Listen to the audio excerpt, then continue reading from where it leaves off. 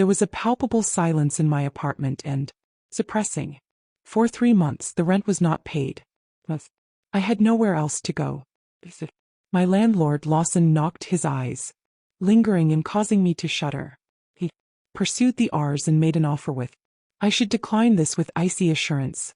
Offer but shrewd desperation. Instead the negotiator muttered. Agreed to. I was surprised by the door rap as I pulled my frayed robe tighter. A delicate barrier to the exterior. Seemed not enough. Showed it to him. Slowly Mr. Lawson's eyes scanned. Rachel, he uttered coolly and smoothly, making the statement, you are 3 months behind. It was useless to robe closer. Mr. Lawson, I need more time, he said, entering without permission, as the tiny space seemed to enclose on him. His eyes were unwavering as he muttered, that witnessing a woman in your situation struggle is depressing. He spoke like steel wrapped in velvet, beautiful yet without hope. Heat increased in my neck. I'll figure something out. With a calculating sigh of disappointment. Debt forgiveness is not available at this moment, my dear. I have tried everything. Grueling additional changes, ineffective borrowing, and painfully losing a small number of cherished things. Nothing was good enough. As the battle almost finished, I pleaded for a bit more time. An unfathomable flared in his eyes while he watched me. Is there another way to settle? Plunge. Stomach. The silent fear now was exposed. What do you think? He softly. Rachel was warned. Hurry up. You're an intelligent woman. The temperature rose and my not helping was the flimsy robe. Nobody else needs. Never know. Conspiratorially he said. We can keep this confidential. A nervous bird. Within a cage. My ribs were hammered by my heart. His slender vile smile conveyed his enjoyment of my distress. I am able to resolve your financial problems. My breathing was labored and shuddering. There was nothing else to do. Aside from him and his lousy bargain. I proposed slowly a sad nod. Nearly undetectable he widened his smile, his eyes shining with victory. Rather than demanding rent. Something changed in his expression. Floating in the air unsaid. An excellent decision, my love, he whispered as he moved in closer. Mr. Lawson took me with him, steadily gripping my arm as he led me to the bedroom. Aaron's side was charged and felt heavy. A forbidden, unsaid intensity.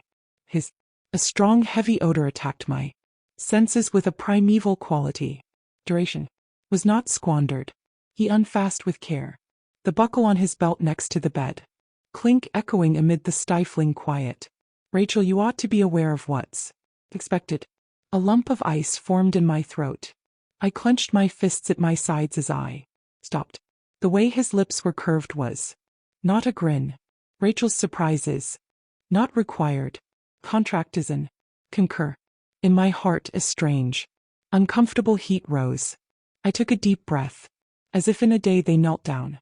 He caressed my hair as I inclined myself in his direction.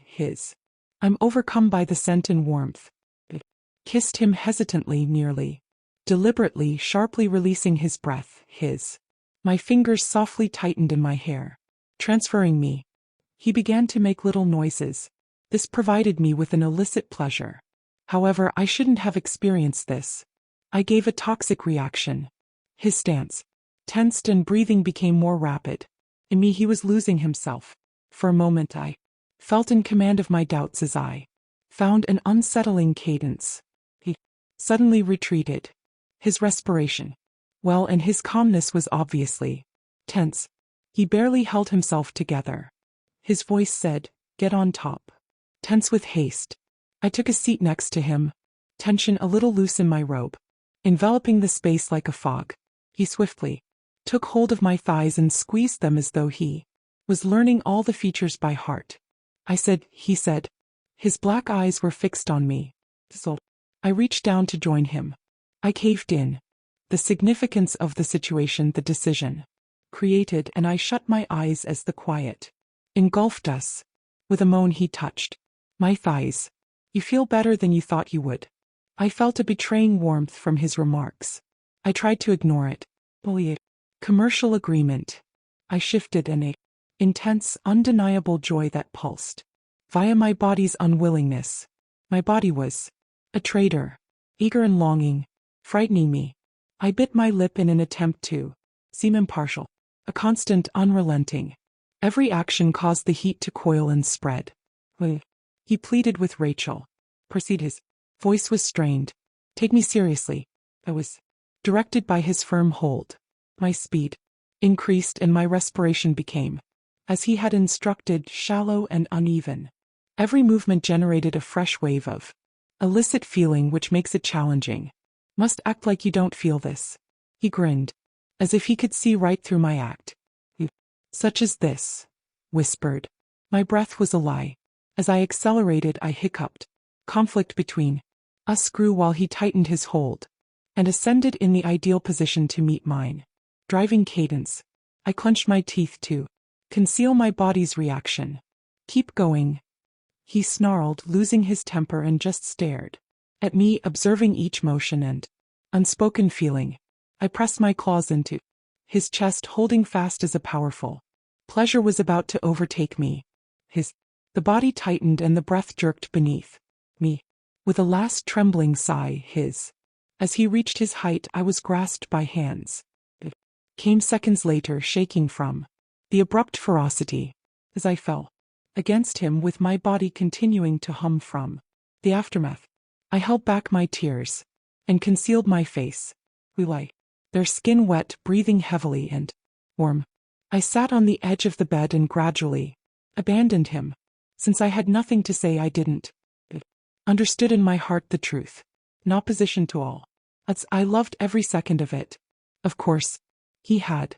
I drew while sitting on the edge of the bed. I covered myself with my robe, but it didn't. A lot. My breath was heavy and my skin tingled. Kiki. I could feel him waiting warily. I was amazed by you, Rachel.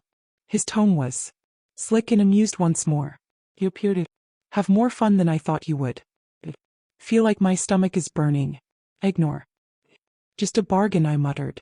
He laughed. Of course, if you have to believe. There was a long pause. I didn't experience. I should have, but I'm ashamed. Not precisely. I liked it more than I wanted to admit. Then he offered another suggestion, looked at him. What do you mean? Against the headrest. He had an open shirt and his face was expressionless. Did you enjoy it?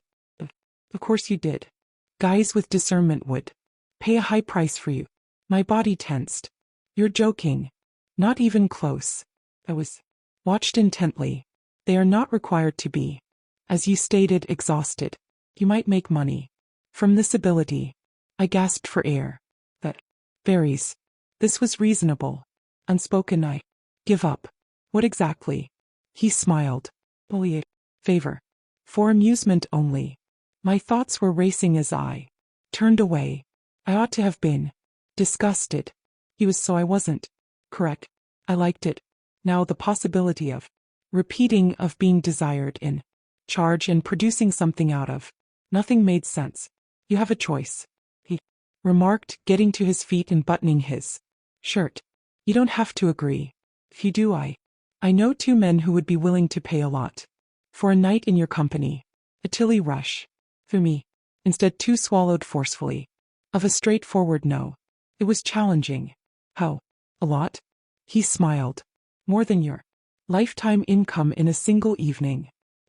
I took a deep breath, my heart pounding. 2 males night. A decision that could be altered. Everything. I lifted my chin and nodded. Thornton reached for his phone. Excellent. Girl, call please. I pressed a fresh gown. The next time I look in the mirror, over my hips. Evening. Enough was disclosed by the low cut that is tight. It was Mr. Thornton's choice. And heels that elongated my legs. Looking back, I hardly knew the woman. Making changes to my hair made my hands tremble. What was causing my anxiety? My choice was created. There was no going back. From the entrance, Thornton said. He slowly studied me and said, "You look great." And gives its approval. People will love you. I took a deep breath and released it through my nose. They're friends, he smiled. Generous ones. Good night to them. Wait. Additionally, rent won't ever be an issue. Once more. I knocked on the door and take a breath. They were right here. Mr. Thornton smiled even more. It's time to show, honey. My heart. I grabbed for the door handle and raced. I then opened it. Two strangers came in. The space, their presence weighed down by anticipation. They were on my side. My heartbeat raced as I ushered them into the chamber. Every step with anticipation. Unspoken enthusiasm flooded the room while my shoes pounded the floor. They firmly adhered to two sets of base. Two men stared at me. Indeed, I concurred. A weird part of me desired this. Something inside of me was still twisted. A flicker of doubt and excitement. The taller, self-assured, wide-shouldered first one reached for me. He softly touched my waist with his fingertips as though learning each curve by heart. The thinner, quiet, keen-eyed but incredibly another cautious person hovered behind, his warm breath on my shoulder sending a chill down my back. The initial, "Let's take care of this," she muttered. My dress strap was tickled by his fingertips. When I looked at him, layers dropped. Slowly, the fabric falling effortlessly as it gets cold. My skin was kissed by air. Hands investigated, learned and valued. I arrived at turning and moving forward, following the powerful lines beneath their clothing to assess their. They waited, observed, and never abandoning me. I let out a slow breath. I desired to provide what people desired without hesitation. I gradually removed their belt, feeling the coiled tension in the fasteners between us, behind the garments. They deepened their breathing, moved their muscles, and I touched them and they emit warmth. The first man let out a loud cry of joy. He gazed at me while tilting my chin up, with a look that was impossible to read. Similar to, he whispered in a soft but malevolent, while they observed me, a well-known sensation that is twisted within me, thrilling and horrifying. Slow movements with the knees bent. With my fingers still in place, I lowered myself, each of them cozy against my flesh. The offer remained as a whisper at my lips, awaiting my choice. Greeted him, felt the warmth, and sketched his contours carefully. Overhead, he took a deep breath, threading his, putting fingers into my hair and moving them slowly. Me. The second man was treated by my other hand. Similarly, tease and elicit each response as he watched me closely. His fingers touched my throat and his breath caught their existence, quiet noises, and our stress made my stomach turn. Deep, gradual warmth. One muttered, "That's it," he said in a deep and funded. I had yet another pleasure as they spoke. They allowed me to explore at my own, go at my own speed and immerse myself in them. A person backed up and cleared his throat, seeming to bring focus back. The voice was steady and quiet. "Come on over here. We're just getting started." I reclined on the mattress. My body is pounding and my breath is erratic. With anticipation, the taller man took a seat between my legs, gently putting a hand on my inner thighs to entice and heighten. He walked next to me, grasped my chin, angled my face in his direction, and silently gazed at me. Initially in a deep, said in a humorous tone, "Let's see how. You're so beautiful." He lowered his warm breath against my skin before to the first. A glimmer of emotion made me shudder. Gasped as his lips moved slowly and purposefully. Investigated me. My fingers were on the covers, each movement that is delivered. One more amazing wave. Second. After leaning in to kiss me, the man moved away. Lips.